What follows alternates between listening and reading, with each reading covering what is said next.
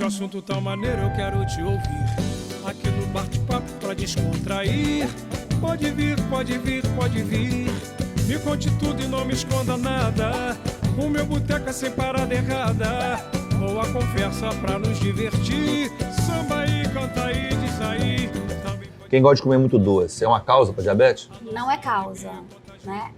Quando você está diabético, não pode comer doce, porque Mas quem não é? Aí começa a comer muito doce. Não vai ficar diabético porque comeu doce. Agora, ficou obeso, comeu muito doce, gerou obesidade, gerou resistência. Já é um conjunto de... É um conjunto de fatores. Agora, quem pessoa abençoadamente magra... come doce, não acontece nada. Não acontece nada.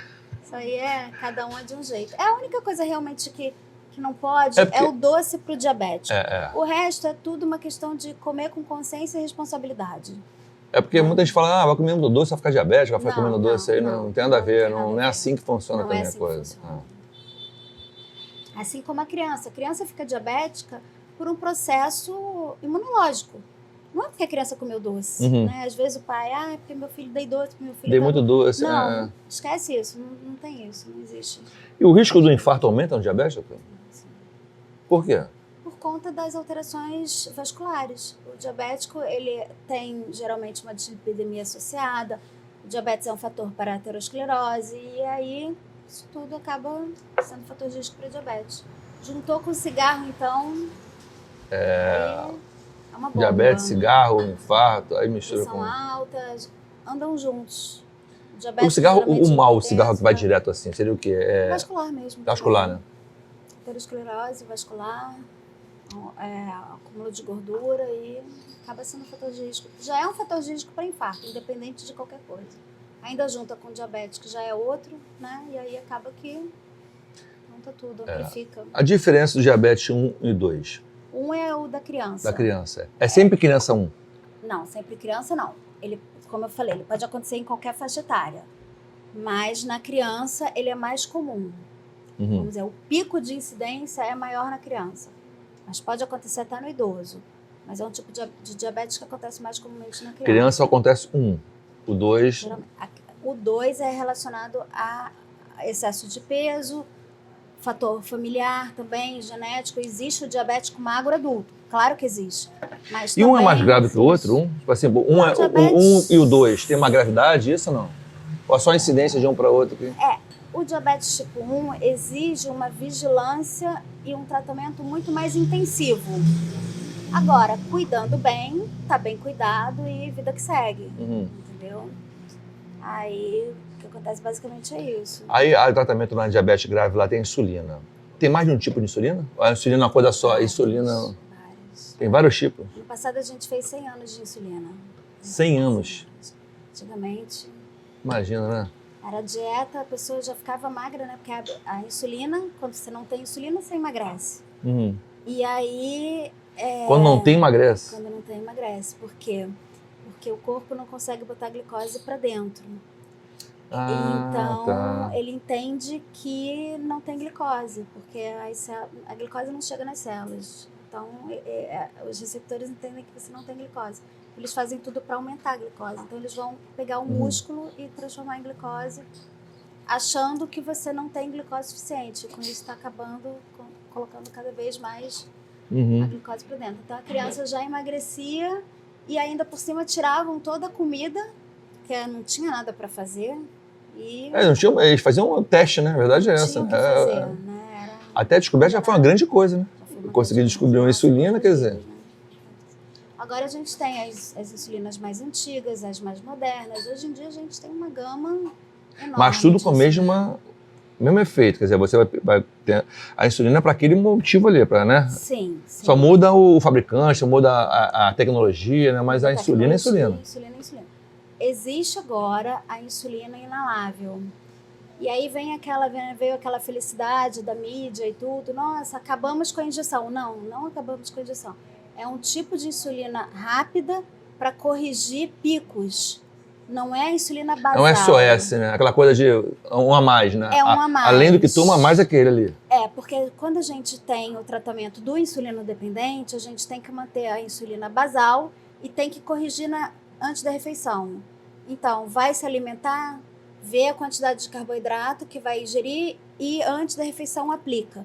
Então, para isso, existe a possibilidade da inalável. Mas ainda é uma coisa que surgiu agora Teste, e né? tal, não é uma coisa largamente utilizada até por conta do custo. O custo é muito Parece ser alto, tudo é caríssimo, tudo é não caríssimo. é viável, assim, em larga escala.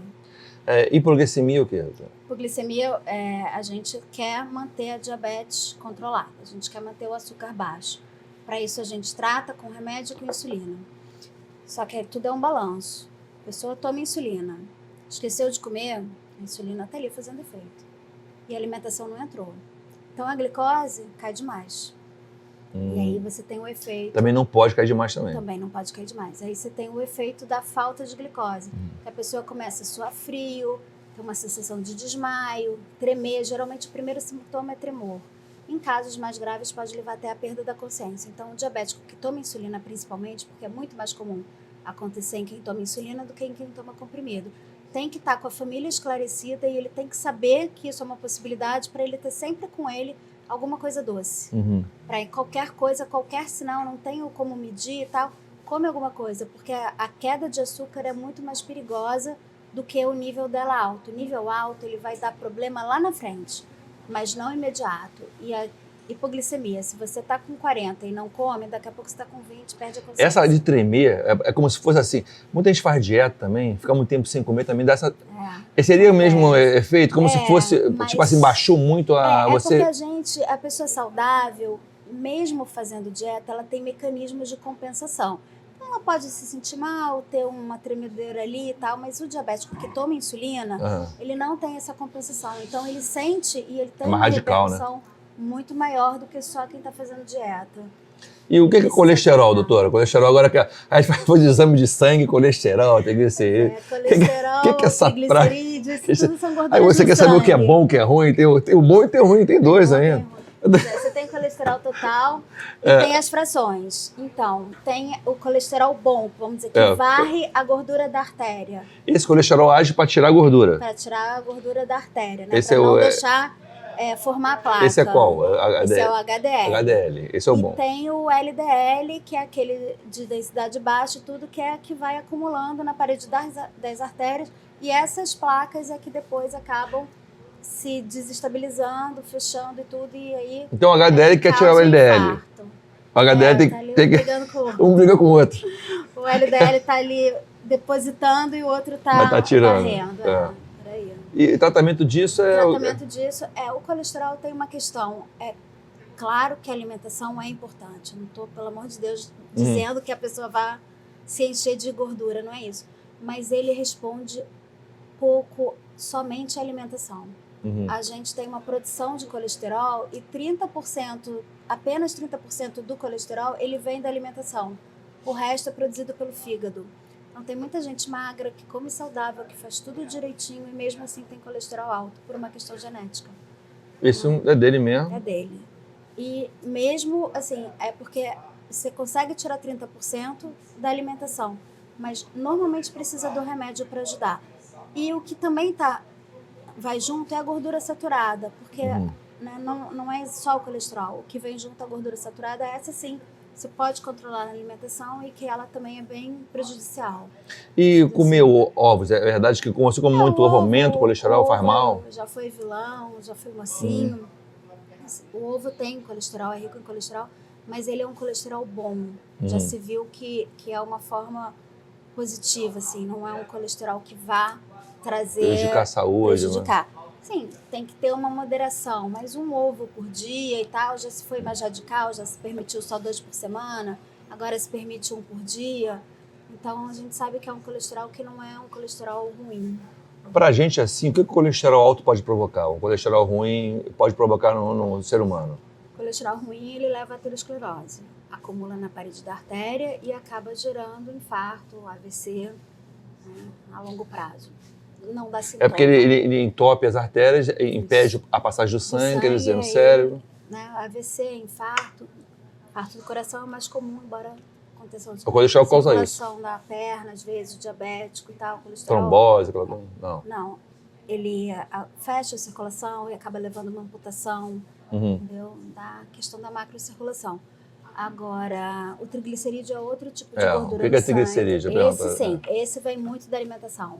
Vem da alimentação, vem do álcool. Vamos dizer assim, o meio ambiente impacta muito no controle do triglicerídeo. Responde muito bem, muito melhor do que o colesterol. Também tem os casos genéticos e familiares, mas responde muito mais ao controle ambiental. O triglicerídeo. Mas dependendo do nível e tal, a gente sempre tem que ter a medicação para O que provoca o aumento do nível do triglicerídeo no organismo da gente, assim, o excesso? Às vezes a alimentação. Alimentação, bebida? Bebida alcoólica, alimentação, fritura, massa, açúcar. Volto a dizer, não é que não possa nunca, não é isso. Tudo a gente tem que balancear. Ninguém vai deixar de ter sua vida social, ninguém vai deixar de sair, ninguém vai deixar de levar sua vida por conta disso. Tudo dá para adaptar, tudo dá para você olhar de uma outra maneira. A gente está aqui no bar. Né? Claro que a gente pode ter uma A galera saída. entende que a gente está aqui no bar não é para proibir de beber, de comer, não. Está aqui no bar para tentar conversar sobre vários assuntos que, inclusive, adaptar. Exatamente. Vamos tentar adaptar, né? Por exemplo, você pode ter um petisco de um frango com um legume, como a gente... De repente você está zeradão de tudo. Aí vai um exagerinho. Beleza, mas também não vai ser uma coisa que você... Um filé aperitivo, que você não precisa optar pelo empanado, você pode optar pelo outro.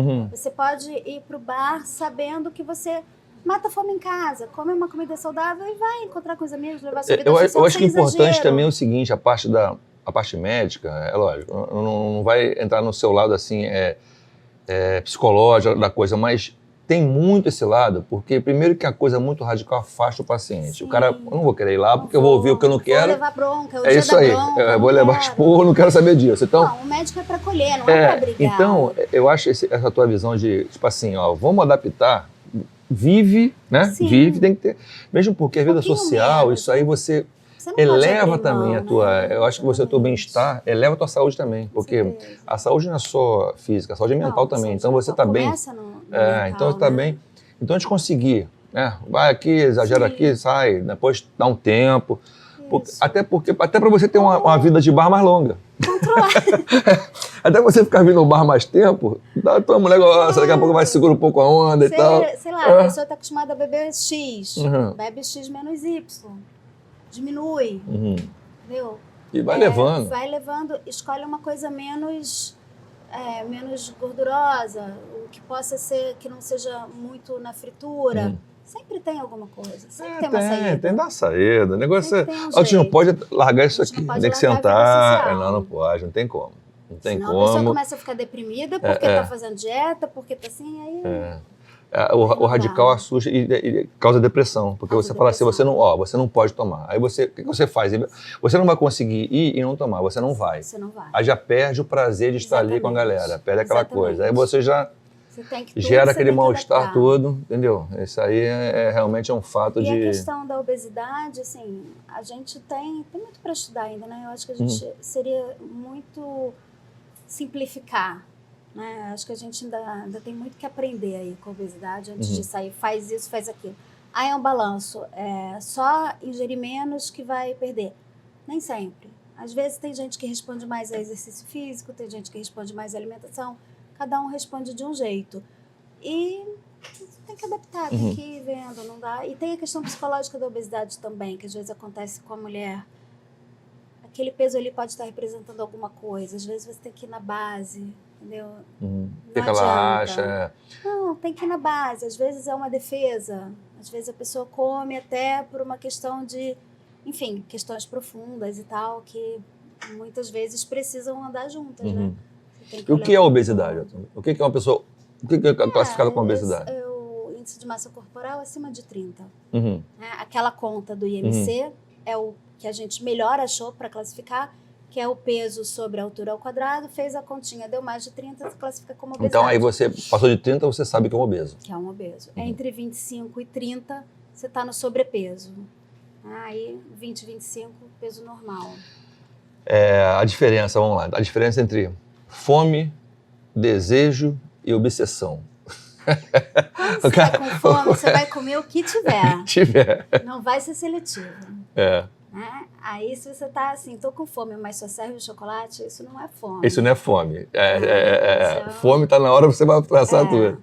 Tem o desejo, de repente, pode ser o chocolate, o desejo. Né? Agora tem que tratar também, né? Porque se a pessoa tem alguma questão que tá sempre indo pro chocolate, para isso, tem uma predisposição pro doce, não consegue segurar a onda, tem que tratar. E nesse caso tem que tratar a cabeça, não adianta tratar. É porque, de repente, a obsessão é aquela coisa que você não tem fim, né? Você tá como sem fome, compulsão, desculpa, compulsão. É o transtorno aí você não tá com psiquiatra. Aí você não tá com fome, tá comendo e o que botar vai, não tem fim. A obesidade passa a ser uma consequência, porque você primeiro tem que tratar a compulsão. Isso acontece, às vezes, quando uma bariátrica não é muito bem planejada, você pode tratar o peso e daqui a pouco você tem o alcoolismo. Porque você não tratou a compulsão. Então, entendi. Isso aí você tem que ter muito cuidado. Vai ter uma fuga, né? A compulsão continua. Então, saiu da comida, vai pro álcool, vai para outra coisa. Dieta funciona? Dieta funciona? Dieta funciona? Fazer uma dieta. Eu gosto dessa palavra dieta, né? Eu acho que dieta tem prazo para acabar. E quando você precisa perder peso, você tem que ter um estilo de vida novo. Né? Não uma dieta. A dieta começa e acaba. Começa e acabou e aí? Depois daquilo. Vai ter um retorno de novo, aí volta aquela memória que ficou do organismo, exatamente. Né? Então a questão é trabalhar um passinho de cada vez, trabalhar a cabeça para estar sempre andando para frente, né? Sempre conseguindo diminuir um pouquinho. Ainda da dieta, qual o perigo da dieta radical? Vou fazer uma dieta radical para emagrecer. Emagrece mesmo, a pessoa emagrece. Mesmo, mas a sanfona, primeiro, efeito sanfona. Segundo, transtorno alimentar. Uma das principais fatores desencadeantes de uma compulsão, de uma anorexia, de uma questão assim, está numa dieta restritiva. Então, muitas vezes você não resolve uma coisa e ainda cria outra. Esse jejum intermitente, doutora, que a pessoa come, eu comi até 3 horas da tarde, agora só vou comer o dia seguinte. Olha, como é que é isso? Isso aí tem muita briga daqui, briga dali, mas a gente sabe que o que emagrece, no fundo, é o balanço geral. Você gosta de fazer jejum, uma opção sua, é uma coisa. Agora, vai emagrecer o total de caloria no dia. O caminho é esse. Não tem até o momento estudos que comprovem o melhor benefício do jejum. Eu só passaria assim de recado para a pessoa que sacrifício, faz a dieta, emagrece e daqui a pouco volta tudo normal. Qual seria o conselho para evitar esse tipo de coisa? Persistência. Aceitação e persistência. Não, né? Porque persistir e saber que é um processo. Um processo. É chato, é difícil, mas vai conviver e vida que segue. Da melhor forma. Desse jejum que eu perguntei, intermitente, tem benefício? Até o momento não se tem nada aprovado. Riscos? É uma briga muito grande, né, dos defensores e até onde eu sei, até onde eu estudei e tal, você não tem nada apontando que é uma melhor conduta. Mas se mostra riscos disso? Não. Também não. O risco, eu acho que ninguém consegue aguentar um jejum por muito tempo, né? Eu acho que não é fisiológico, não é... Tem gente que exagera muito, vou passar 24 horas sem comer e tal, aí passa do limite, né? E a gente entra no radicalismo.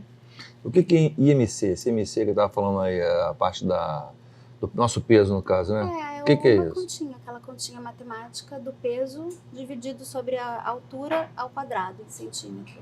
É padrão? Todo mundo... Padrão, é daí que a gente calcula a obesidade. A continha, um resultado maior que 30 é obeso. Entre 25 e 30 é um sobrepeso. E abaixo de 25 seria um peso normal. É uma dúvida que muita gente fala, né? Faz bem, eu estou almoçando, bebendo água, né? Faz bem beber água durante a refeição? Olha, ou tem algum problema de atrapalha emagrecimento, isso? Não tem problema, não atrapalha emagrecimento. Quem tem refluxo, aí pode dar uma distensão maior. Mas para de engordar e emagrecer, não? Não, nada. Nem pode durante a refeição? Não, problema nenhum. Não pode beber bebida açucarada. Aí sim, desastre total. Como é que eu posso falar assim, estou me alimentando bem? Eu sou uma pessoa que me alimenta bem. Como é que eu posso chegar a essa conclusão? Pela Organização Mundial de Saúde, a gente deve ter 5 porções entre frutas e vegetais por dia. Fazer, no total, 5. Então, 3 frutas, 2 porções de vegetais, a gente tem que totalizar 5. Né? seria uma boa alimentação com pouca gordura saturada, né? Uma alimentação pobre em gordura e rica em cores, né? Folha, aquele negócio tudo. Metade do prato, salada, verdura, legume e tal. E a gente divide a outra metade em 1/4 carboidrato e 1/4 proteína. Entra proteína vegetal e animal.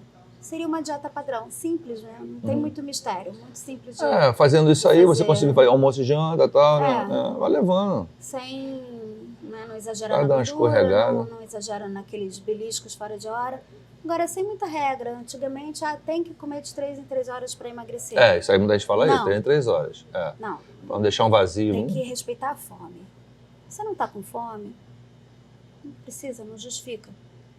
Quem tem que comer de 3 em 3 horas é o diabético, que toma determinados tipos de insulina, que hoje em dia a gente tem vários tipos, mas que tem que comer para não ter crise de hipoglicemia. Então, isso aí vale para a população diabética.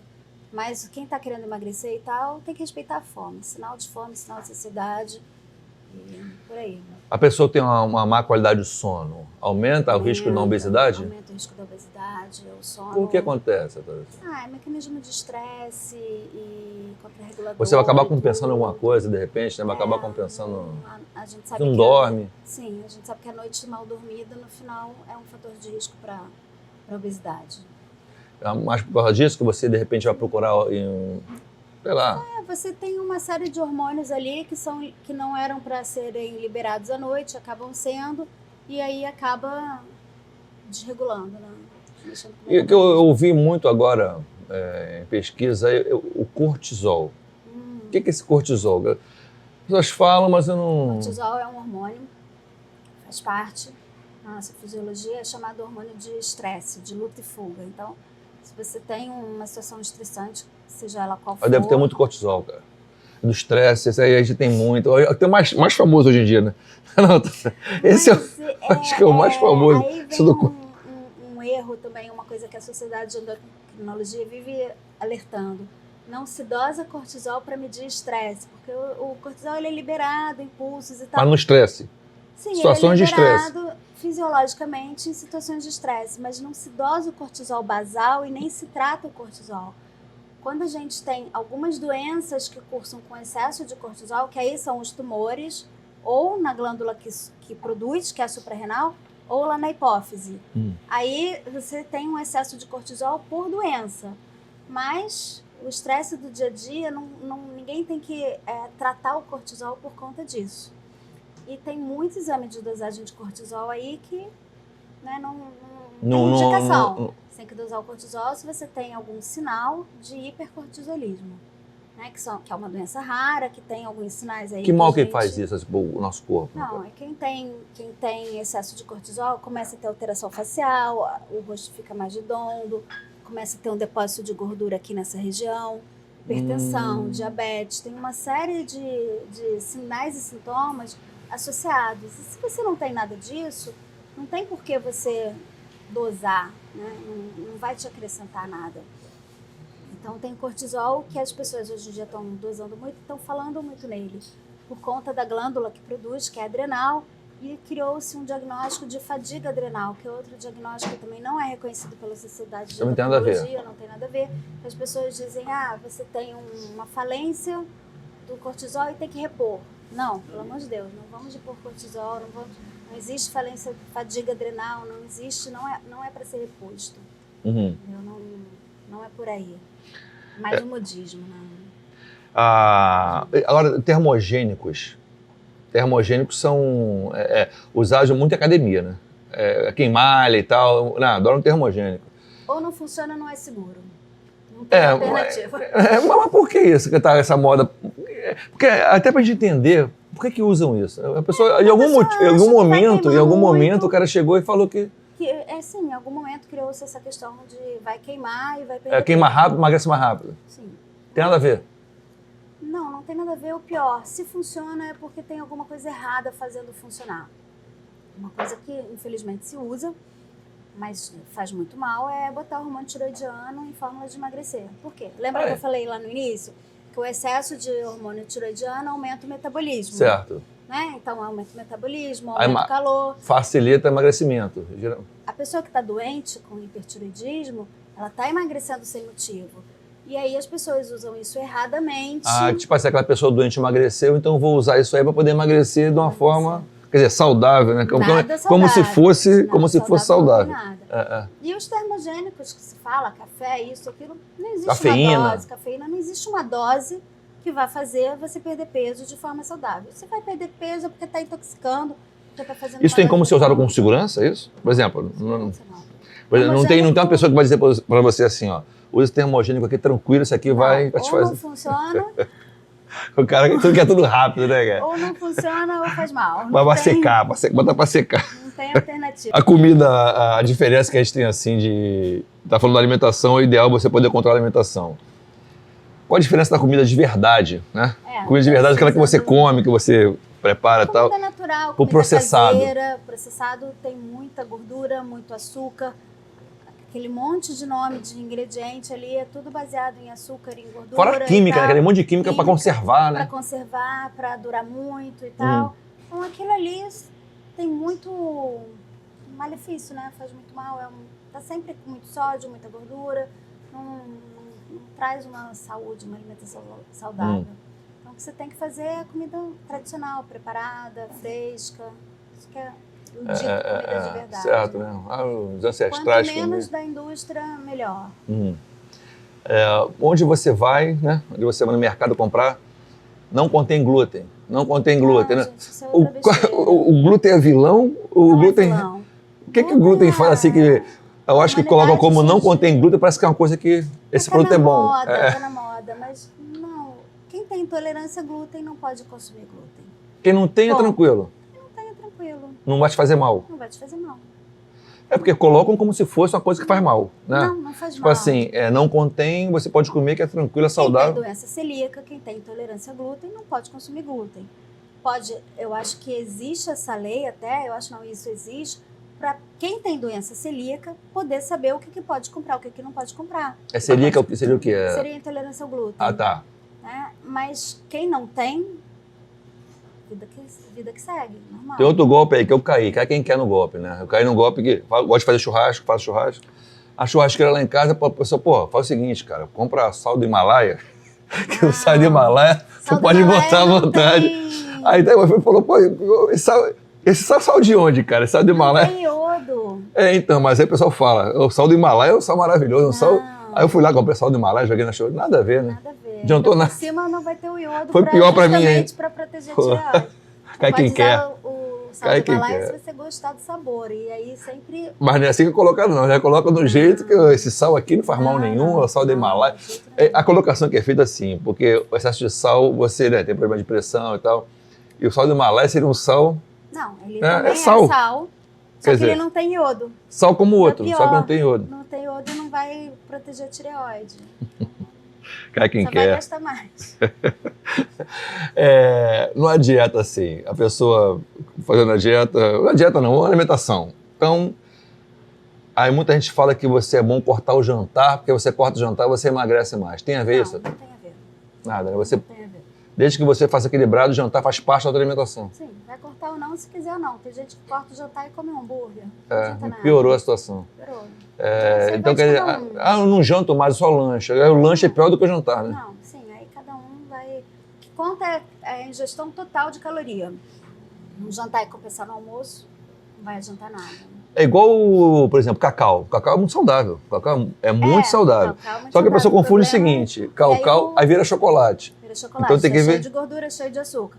E tem um chocolate que é negócio de 70... Então, aí confunde. Não, chocolate saudável, então vou comer o cacau saudável, vou comer chocolate, não tem nada a ver também uma coisa com a outra. O cacau saudável é aquele de 80, 70, sim. Aquele... E mesmo assim, numa quantidade de uma porção por dia, um quadrado pequeno, uma porção diária. Não é o chocolate... Não é o chocolate. Não é porque é chocolate ao leite. Esse não. É tudo tão bom, cara. Agora, assim, a diferença, por exemplo, eu como acostumei a comer com adoçante, né? Limonada e tal, eu tomo com adoçante. Diferença do adoçante para açúcar? O açúcar tem caloria, o adoçante é 0 caloria. Então é tranquilo você chegar e ficar no adoçante direto, Independente. Muita discussão hoje em dia, que Cada o química, né? adoçante muda a flora intestinal e tal. Tem muito estudo por aí, algum dia a gente vai descobrir alguma coisa, mas hoje em dia, até o momento, o adoçante não tem caloria, o açúcar tem caloria. O melhor dos mundos é não usar nenhum dos dois. Eu já tentei tomar café sem açúcar, não gostei muito Quem não. consiga. Só do sul gosta, negócio de chimarrão, aquela coisa, né? Meio amarga, não gostei muito não, tá? Eu vou lá, boto uma gostinha de adoçante e tal. Tem alguns sucos até vai, né? Você não botar nada, mas sem nada é complicado. É complicado. Também não vamos exagerar no adoçante. Ninguém vai engordar porque usou muito adoçante. O diabético às vezes acha, mas se eu usar muito adoçante faz mal, porque eu sou diabético. Não, o adoçante não tem caloria. Porque vai fazer maior açúcar pra ele. Até tem, mas assim, um adoçante médio de gotinha e tal não tem. Só que é química, a gente também tem o outro lado. Então, exagero nunca é bom, né? E é importante, a pessoa que tem problema de diabetes, tem problema de saúde, é bom usar os rótulos, olhar os rótulos, né, doutora? Até porque muita coisa te engana. Você vê aquela coisa bonita, grandona assim, colorida, né? Tem a imagem. que são muito traiçoeiros, né? A barrinha de cereal é um deles. E muita gente com barra de cereal tranquilo. Pega qualquer uma e come tranquilo. Aquilo ali é Cada quase nenhuma, cheio de açúcar. Porque o açúcar, ele não está escrito só como açúcar. É açúcar invertido, xarope de glicose. Tudo isso é no açúcar. Uma série de nomes pro E açúcar. tem que olhar uma por uma também. Alguma por uma. A gente pega um rótulo, o primeiro da lista é o que tem mais. Então, se começa ali com glicose, xarope, é o pior. É o que é a maior concentração. Dali para baixo, em ordem de concentração. Tem que vir assim, né? Tem que vir assim. É uma forma de você avaliar também. O cara acaba olhando pelo preço, pega lá, acha bonitinho, bota na... Mais coloridinho. Mais coloridinho, não tem jeito. Então é necessário observar isso. Eu não sabia que obrigatoriamente você tinha que vir pelo maior. Obrigatoriamente. Eu não sabia disso, não. Então é bom, já chegou lá em cima, viu que é açúcar, pula logo fora que aquele não presta. E tem os nomes que significam açúcar. Que é xarope, maltose, negócio desse, já vi também. Frutose é açúcar da fruta, mas se você tiver muito também não vai ser legal. Caramba. Mel, tem gente que acha, mas mel é natural, pode, o diabético pode, não pode? Não pode, é rico em glicose. Quando a gente vê no exame assim, hemoglobina glicada, o que é isso? Hemoglobina glicada dá uma ideia pra gente dos 3 últimos meses. O excesso de açúcar no sangue, ele vai ligar a molécula de hemoglobina e pela meia-vida dela no sangue, ela reflete mais ou menos o controle dos 3 últimos meses. Então, que você passou ali nos 3 últimos meses, vai acusar naquele exame ali, né? Não adianta fazer dieta na véspera do exame. Que vai acusar lá, vai tá achando que é esperto, ó. 3 meses atrás você era assim, não adianta que você não tem culpa de correr, não. E alimentos funcionais, é o quê? Alimentos funcionais é o que se dá um nome de alimento funcional, é aquele alimento que tem muita fibra, vai fazer bem para uma outra questão. Basicamente isso. Nome. Tem um método de emagrecimento também que você hoje tem um tempo já isso aí, as injeções, né?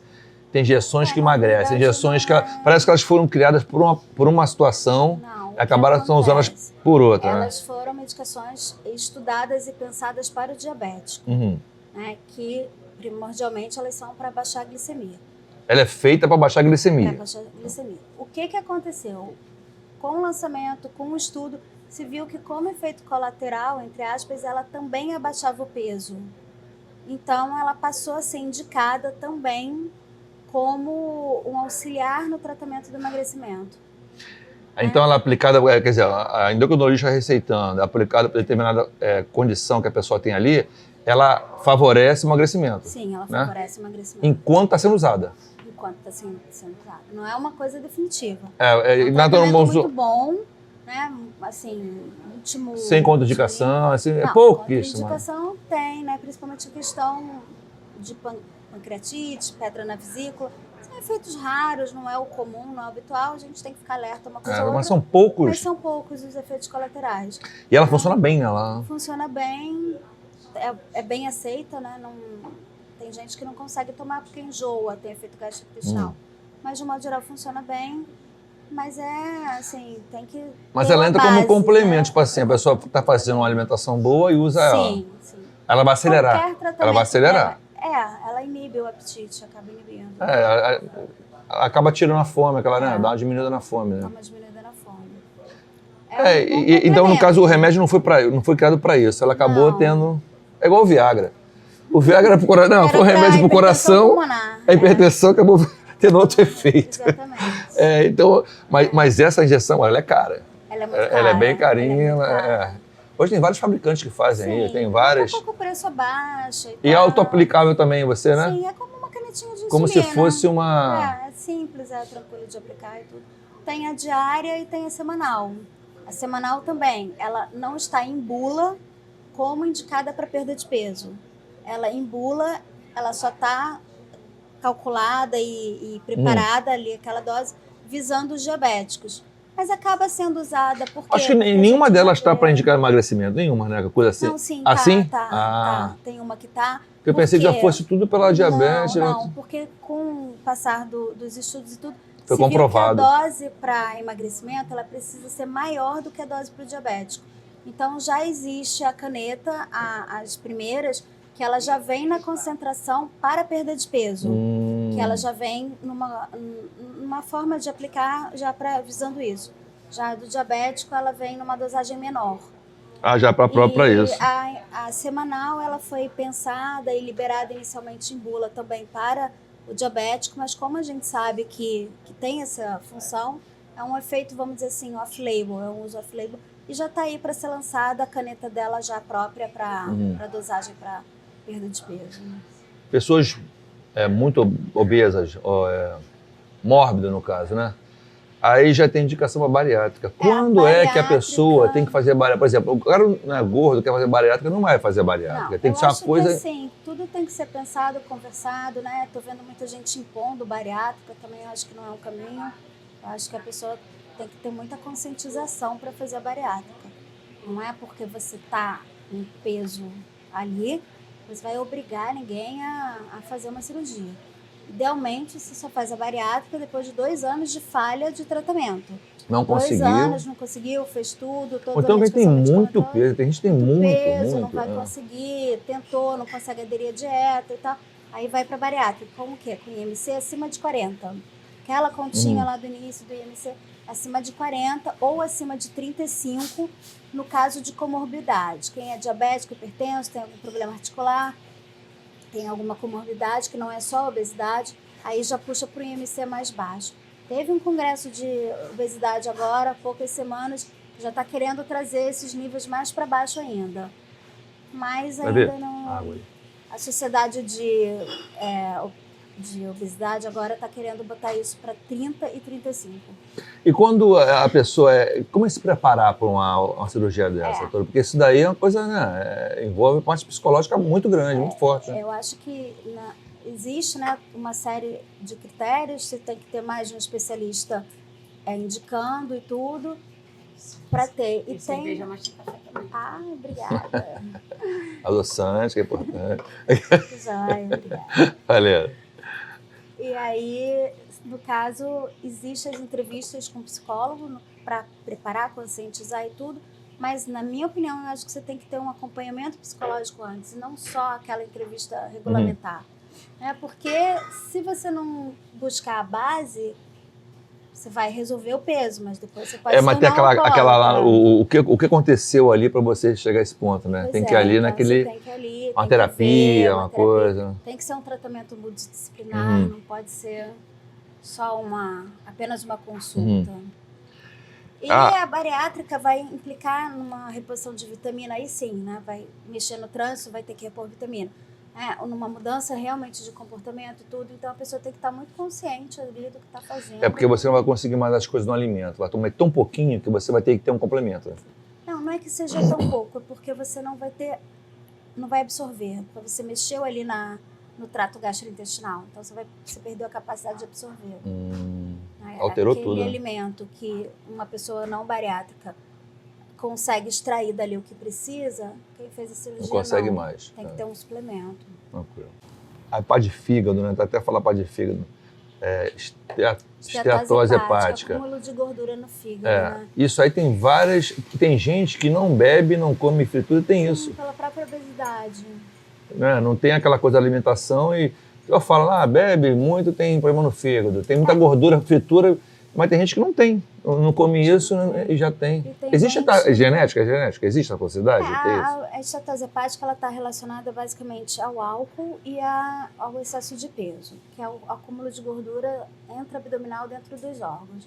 Agora, existem condições raras, né, umas cirroses aí, raridade da raridade, pode acontecer. Mas não é o dia a dia. O dia a dia às vezes, hepatite viral também, hepatite crônica também pode dar esteatose. E o tratamento é a perda de peso. 5% de perda, você não vai... Às vezes a pessoa não sai do critério de obesidade, mas ela perdeu 5%. Então ela nem sentiu que emagreceu, mas já melhorou. Ela começou a mudar a alimentação, já melhorou.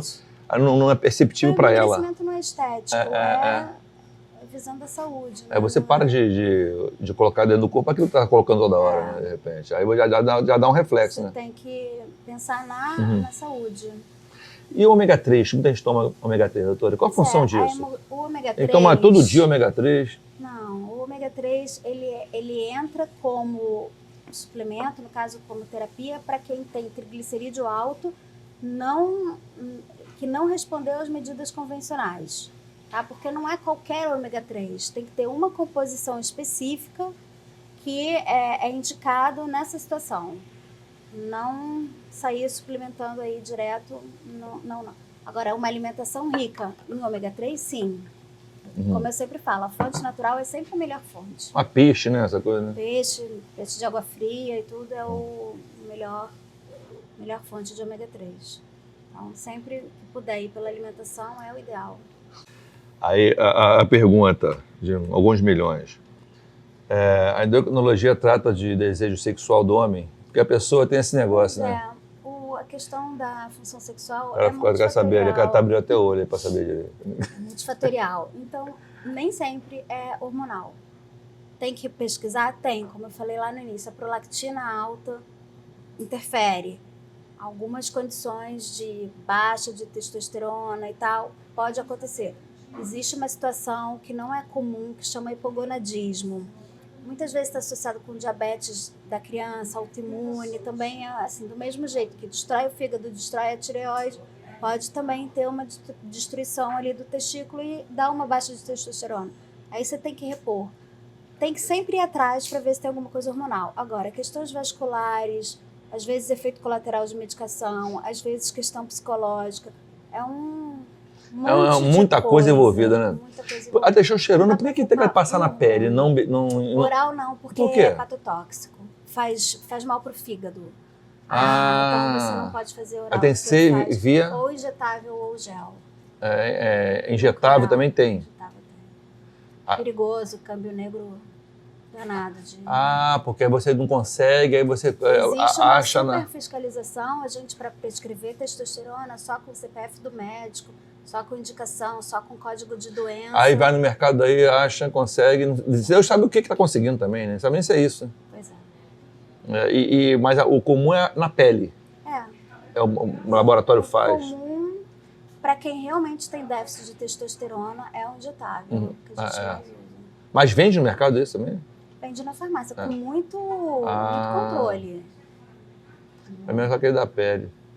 Muito controle. Então isso aí engloba muita coisa, né? Não é só... Não é simples, né? Não é simples, Mas tem que ver, porque às vezes você pensa que é testosterona e não é. E o que é a testosterona, doutor? O que é? É o hormônio masculino. Responsável pelas características masculinas, pelo desenvolvimento, né? E o homem tem que se preocupar. Quando é que o homem tem que se preocupar com reposição? Se tem que se preocupar com isso, ou se não tem que preocupar? Não tem que preocupar. Ele não tem que, né? Existe Por exemplo, a mulher... uma baixa com a idade fisiológica. A mulher tem uma fase que ela acaba repondo hormônio, né? Tem uma fase da mulher que acaba repondo. Não é que tenha que repor. Na verdade, atualmente, a indicação de reposição hormonal da menopausa é para quem tem ou uma perda óssea importante, né? Como eu falei, o estrogênio, ele é importante no metabolismo ósseo, ou quando ela tem o calor, um sintoma muito importante. Não é que toda mulher vá fazer reposição hormonal. Não. Se tiver um efeito que impacta muito no dia a dia e alguma coisa se faz, mas não é regra, não é para todo mundo. Porque assim, a gente não descobriu a fórmula para a vida eterna. E as coisas acontecem com o envelhecimento, é normal uma queda. Né? E até que ponto você tem que normal botar aquilo ali? Você está botando, será que você não vai estar prejudicando outra coisa? Muito provavelmente. Então, assim, é fisiológico, está dentro da queda fisiológica, vamos deixar quieto. Na mulher tem a coisa do calor e no homem não tem... Deixa rolar quando acontece. Essa parte da testosterona aplicável, injetável e a tópica, qual a diferença? Tem diferença disso? A mais eficiente, menos eficiente? Não. A injetável é mais rápido? Não é que seja mais rápido, porque ela é de depósito. Tem preparações que são mensais, até trimestrais. Tem. Mas a questão é que você garante, né? O gel, dependendo... Pode passar, sair, de repente, entendi. Aquela ali já entrou no organismo, então... A diminuição de testosterona no homem, por exemplo, você está passando o tempo, acho que a tendência pode ser que diminua, passa o tempo de... Se diminuir para o homem faz algum problema, além da falta de libido, sei lá, não sei, faz algum problema no corpo do homem? Faz... Sempre tem uma questão com a massa óssea, a gente sabe que acontece tudo, mas também tem o risco de você repor. E o risco de repor, ele pode ser pior. Então, assim, mas a falta não vai fazer mal nenhum? Não. Tem as alterações do envelhecimento, acontecem e tal, mas assim, não é indicação de reposição de testosterona no homem. Quer dizer, a mulher não precisa de reposição nem do hormônio feminino, muito menos de testosterona, muito menos do masculino. E por que as mulheres estão usando tanto testosterona? Por conta disso, porque dá um vigor, usam para libido, usam para menopausa, usam para não ter celulite. Mas usam pela cabeça delas também, usam... Alguém está indicando isso, não é possível. Infelizmente. Alguém está falando para manter nada, mas não tem nada aprovado. Alguém está vendendo, Não, muito pelo contrário, é contraindicado. E causa, por exemplo, excesso de pelo, né? Causa excesso de pelo, causa problema no fígado, pode causar acne, oleosidade na pele. Acho que deve ficar a voz grossa, né? Grossa voz, só existe uma indicação para testosterona na mulher, que é o distúrbio do desejo sexual pós-menopausa e tal. É uma situação que tem que ser muito bem avaliada, muito bem diagnosticada, que é multifatorial, que às vezes você pensa que é uma coisa e não é. Enfim, é uma coisa que está muito bem amarrada, só existe uma indicação e não a banalização que está sendo... E qual o mal que pode fazer o excesso de testosterona na mulher? O que pode fazer realmente mal a ela? Você fala assim, vai usar o excesso, vai fazer um mal. Vai ter São característica masculina, vai virilizar, vai ter problema hepático. Atinge o fígado. Atinge o fígado, pele oleosa, acne, virilização, pelo. Acho que usam muito também, agora de academia também, né? Tipo assim, malhar, pegar aquele resistência, eu acho que... Exatamente, aí tem sempre uma ou outra que não teve efeito colateral e tal, mas não é para ser usado. Tem vários alertas. Acho que quem não teve é exceção, né? De repente, que não teve. Tem vários alertas para, assim, não use, não faça. Não faça implante de testosterona, né? Não falta aviso, mas... E anabolizante academia, doutora? Qual é o efeito? É o hormônio masculino, né? O efeito é o mesmo da reposição de testosterona. Mesma coisa. O anabolizante é um hormônio masculino? Sim. São variações. É porque tem uns que emagrecem, outros que botam mais forte, né? Tem várias funções, né? Na verdade, não tem função. Não é para isso, né? O câmbio negro, né? Que a gente... E vitamina D? Por isso que só voltando um pouquinho, por isso que a venda da testosterona é tão controlada, justamente para as pessoas não revenderem, não fazerem um mau uso na academia. Por isso que a gente, para passar para um paciente que realmente precisa, é tudo muito controlado, só com código de doença, com o CPF do médico, tem todo um protocolo para você poder prescrever a testosterona.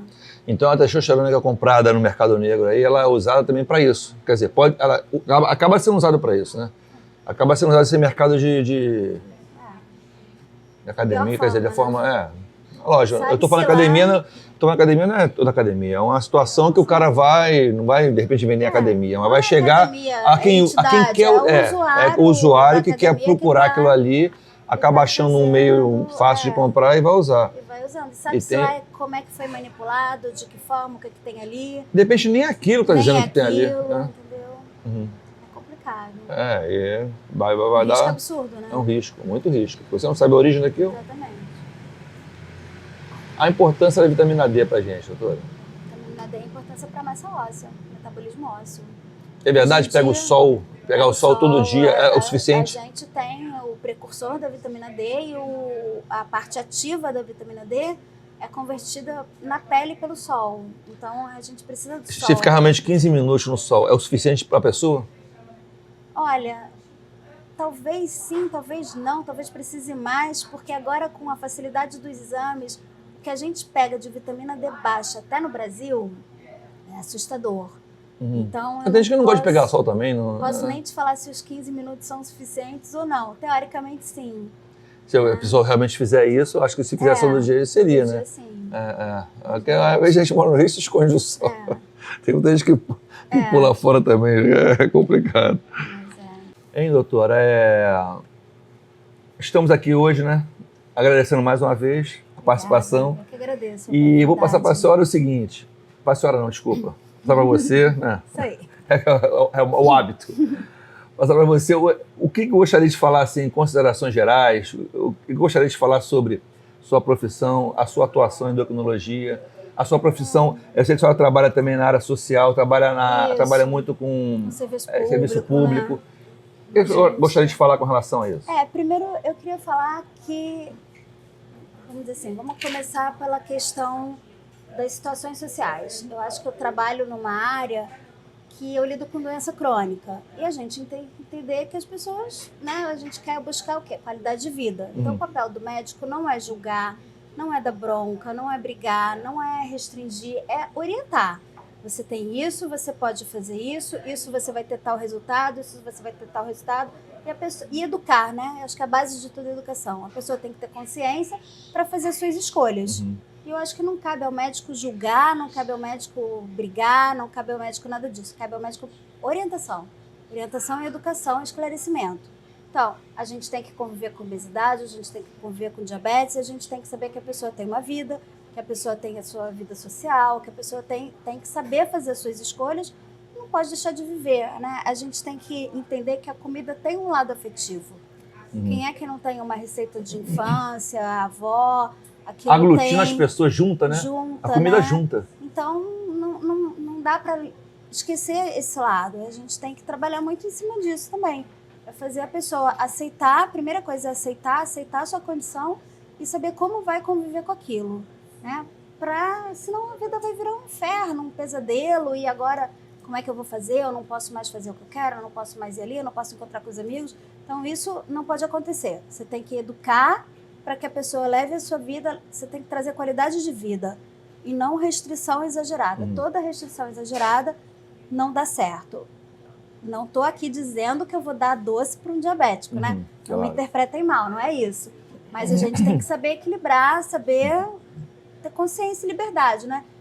Quanto mais conhecimento, mais liberdade a gente consegue ter e consegue atingir resultados melhores. Outra questão que eu acho importante também, ainda falando em relação ao peso, à obesidade, existe uma questão social que é muito danosa. É o famoso encontrar com a pessoa e dizer assim, você engordou, você emagreceu. Gente, não comentem sobre peso, nunca, em hipótese nenhuma. Porque a pessoa pode estar insatisfeita que engordou e a pessoa você pode estar achando que você está fazendo um elogio. Nossa, como você emagreceu. E, na verdade, aquilo tem uma doença por trás. Então, eu acho que peso é uma particularidade de cada um que não é para ser comentada e tal. É respeito.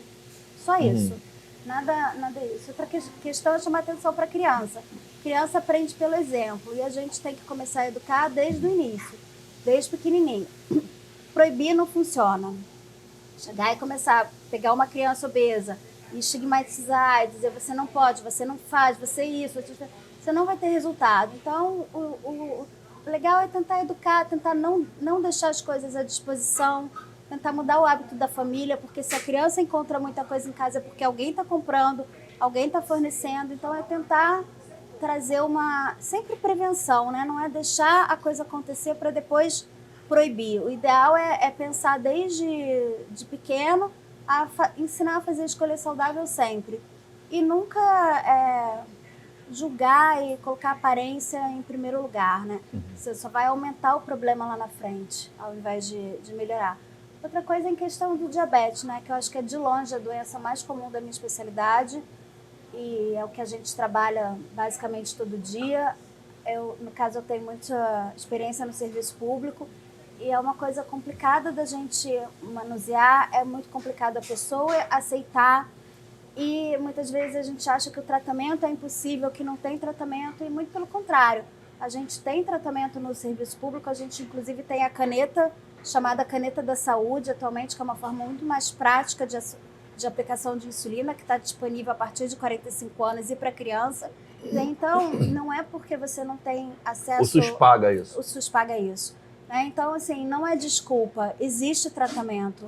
Acho que muita gente não sabe disso, né? Exatamente. Qualquer posto de saúde, qualquer clínica da família tem material, tem o aparelhinho para dosar glicose e é fornecido para quem toma insulina, não para todo mundo, mas para quem toma insulina. E, assim, as pessoas têm que buscar tratamento, né? A educação é a base de tudo. Então, é cuidar do pé, olhar todo dia, educação e diabetes ali andam juntos. A gente está no mês do diabetes, né? Novembro Azul Diabetes. O que chama atenção nesse mês e eu acho que é para conscientizar mesmo. Que as pessoas busquem tratamento, que existe tratamento, existe acesso. Todas as clínicas da família estão aparelhadas, né? Estão com material e é isso aí. Normalmente quando o médico indica, da clínica da família, que indica essa caneta, consegue, o povo consegue? Consegue, todas as clínicas fornecem. Nem sempre vai tratar com o endocrinologista. Realmente, somos poucos, né? E nem todo mundo chega ao endocrinologista. Por quê? Porque a rede básica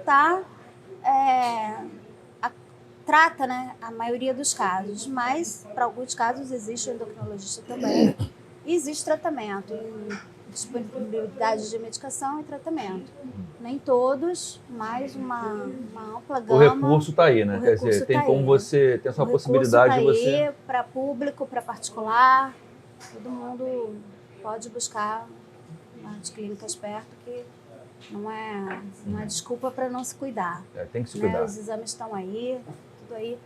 O importante é o conhecimento, conhecer, prevenção, no meu caso, né? Sempre... A base é a alimentação. Prevenção é tudo, né? Prevenção evita muita coisa na frente. Prevenção e educação. Acho que é o principal. Então... E ter consciência, né? Consciência igual a liberdade. Saber que tem que dar valor à saúde, né? Tem que dar valor à saúde para a gente viver. O assunto hoje foi um assunto assim, diferenciado, porque a pessoa pensa que, vai conversar num bar, com um endocrinologista, sabe que tem aqueles limites do consumo e tal. Mas só que é o seguinte, eu acho que nenhuma área da saúde deve chegar para um paciente e falar assim, você está proibido. Não, quando você chega e proíbe uma pessoa de qualquer coisa, aí você gera um monte de problema até emocional, você gera um problema tipo assim, você tem que procurar até um outro especialista para aguentar aquilo ali. Não, porque se você é privado... faz parte da vida, faz parte da sociedade. Você tem que saber fazer suas acaba escolhas causando no bar. um bem-estar também. Não quer dizer que você vai chegar aqui... Não precisa tomar todas as cervejas do bar. Você não precisa nem tomar cerveja se você não puder ir na frente de casa. E se não quiser também no dia... Se não quiser, mas enfim, você pode escolher um grelhado. Prevalecer o papo, né? O bate-papo. Sim, prevalecer a vida social, no caso. Né? Estamos num boteco, melhor boteco de Jacarepaguá, adjacência, é o Botequim Gourmet, Bar do Galo. Tá falando? Ele falou, eu gostei. Botequim Gourmet, Bar do Galo, melhor boteco Jacarepaguá, adjacência, se não for do Rio de Janeiro, hein? Vai anotando aí que um dia vocês vão falar isso. Doutora, olha só, aí agora vamos encerrar, infelizmente, que dá um bate-papo maravilhoso.